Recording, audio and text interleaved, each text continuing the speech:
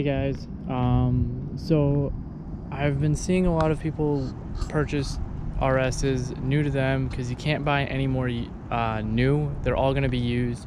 So I figured I'll do a quick video on what to look out for when buying like an RS.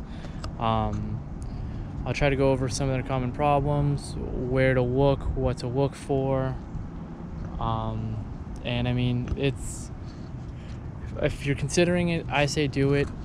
Definitely test drive it, and to start off, definitely do your research, check the forums, check the groups, join Facebook ones, see what's been going on. But it's definitely a solid platform, and it's a great starting spot, especially considering how new it is.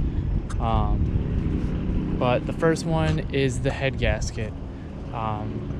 There was an issue from the manufacturer, and it is VIN specific, so VIN check it right away. It mostly affected 2016 into early 2017 models, so if you get a 2018 or a late 2017, you'll definitely be good from there.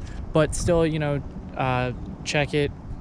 You never know, there could have been accidents or something like that. Second one is small leaks. The RS and ST, but like for this purpose, I'm gonna mostly be talking about the RS. They do leak. Common spots are the PTU and the banjo bolt under the turbo. Everyone has been saying that after a head gasket issue, the valve cover tends to leak. I haven't had that issue, but I know it's I've seen it come up. Another one is going to be the shift tower. That one I can show you. Mine's starting to leak.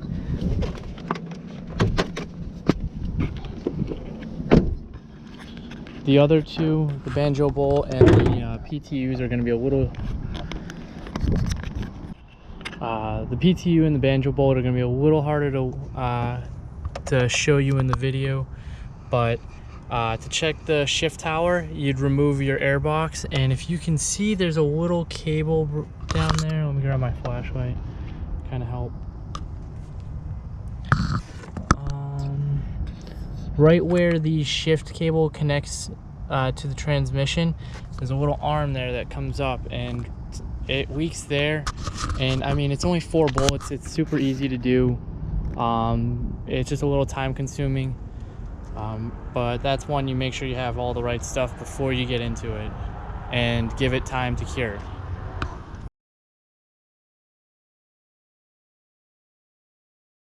Always check the coolant, and maybe you can see the banjo bolt. It's right under the turbo. If you take the passenger wheel off, you can see right where it comes down, and it should leak down.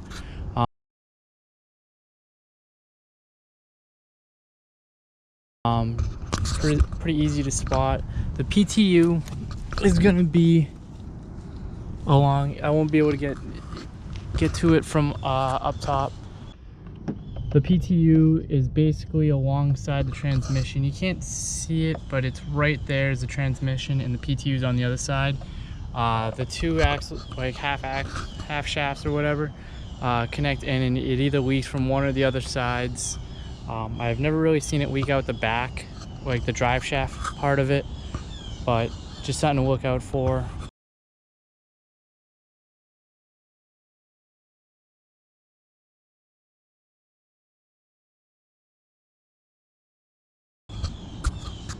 And then if you're gonna do your own maintenance, fluid changes right away, especially if it's a higher mileage one.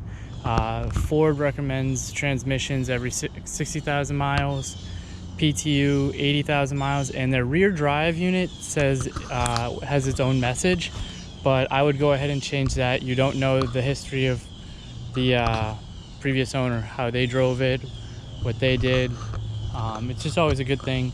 And spark plugs should get changed every 10 to 15,000 miles, just the way the engine runs, being direct injected, and especially if it was tuned. Especially buying a used RS, it may or may not be tuned, and if it comes with an access port, it's pretty easy to check. It just goes in You go into the main menu. I don't know how well you can see it. Go down to tune, and then show current map. It's down at the bottom within the tune slot. And right now you can see that I'm under JSE Tune 5. And if yours was tuned, depending who it was by, it'll say custom tune, Montune, whoever. But that is how you find it. Pretty easy. And then following up with the tune, because it's going to be a used RS, you gotta do your research. You gotta make sure you know if it's modified or not, because then that can impact what tune it's running, especially if you didn't want it modified or if you want to continue to modify it. Like check the air intake, make sure it has a catch can, downpipe, exhaust, stuff like that. Some things are a little bit easier to check, like you can just open the engine bay and see it.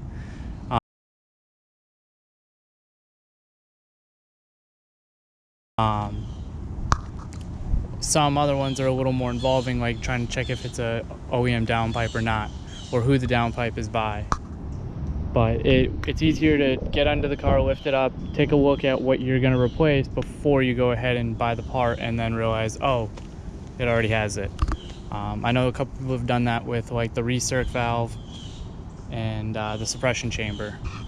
And those ones are a little more involving. You have to remove the wheel and take a look.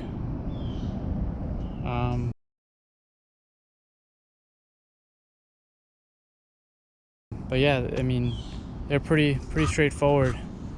I absolutely love it and highly recommend it. And I'll make another video depending my opinions versus buying an ST or RS.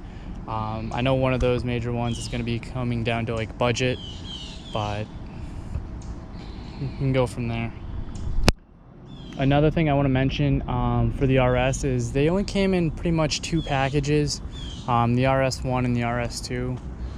The main difference is going to be like if you have a sunroof or not, and if your Sync 3 has navigation. Heated steering wheel and heated seats is also part of, I believe, the RS2 package. It's kind of around, just taking a look, making sure, because that will also play a role in kind of the pricing. So it helps knowing that you're getting what you paid for. And to wrap up, I just want to say, you know, do your research. Make sure you check over the car, have your mechanic check it over, take it for a test drive, and after purchasing, just go ahead and do oil change, check the brakes, change your spark plugs, do a fluid change, check the coolant.